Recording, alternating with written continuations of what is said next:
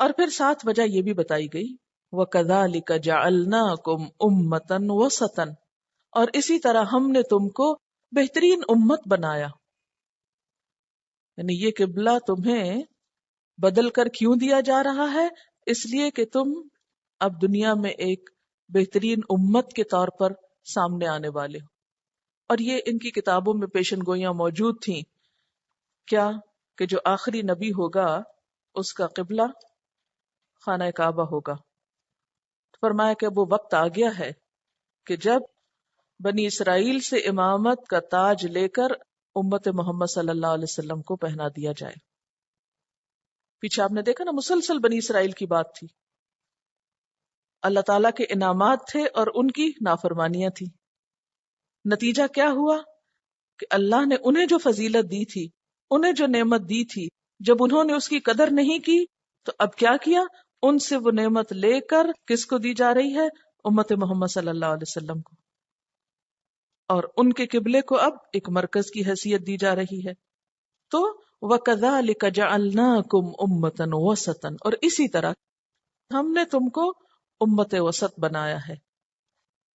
وسط کا کیا مطلب ہوتا ہے؟ درمیانی، دو چیزوں کے بیچ کی چیز. افراط و تفریق، غلو، ان تمام چیزوں سے پاک، معتدل. نبی صلی اللہ علیہ وسلم نے فرمایا خیر الامور اوسطها، سب سے بہترین کاموں میں سے وہ ہے جو اعتدال والا ہو. اور ویسے بھی آپ دیکھیں کہ مثلا عمر میں دیکھیں، بچپن اور بڑھاپے کے بیچ میں کیا ہوتا ہے؟ جوانی. تو یہ کون سی عمر ہوتی؟ بہترین. صبح اور شام کے بیچ میں کون سا وقت ہوتا ہے؟ دوپہر کا، جو سب سے زیادہ چمکدار اور کام کا وقت ہوتا ہے. اسی طرح ایک بخل ہوتا ہے اور ایک فضول خرچی ہوتی ہے، ان دونوں کے بیچ میں کیا ہوتا ہے؟ سخاوت ہوتی. بہترین صفت ہے. اسی طرح ایک بزدلی ہوتی ہے اور ایک بہت غسیلا ہونا ہوتا ہے، طیش میں آنا ہوتا ہے. ان دونوں کے بیچ میں کیا ہوتا ہے؟ شجاعت، جو بہادری ہوتی ہے. اسی طرح تمام چیزوں میں جو اعتدال کا راستہ ہے، درمیانہ راستہ ہے، وہی بہترین راستہ ہے. تو جب مسلمانوں کو امت وسط کہا گیا تو اس کا مطلب یہ ہے کہ ان کو جو احکامات دیے گئے ہیں وہ اعتدال پر مبنی ہیں. اس کی مثال کیا ہے؟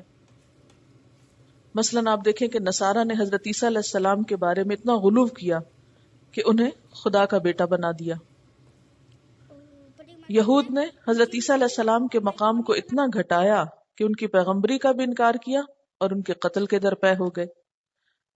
مسلمانوں نے حضرت عیسیٰ علیہ السلام کے بارے میں کیا رویہ اختیار کیا؟ جو اعتدال پر مبنی تھا، کہ نہ تو وہ اللہ کے بیٹے ہیں اور نہ ہی ان کی پیغمبری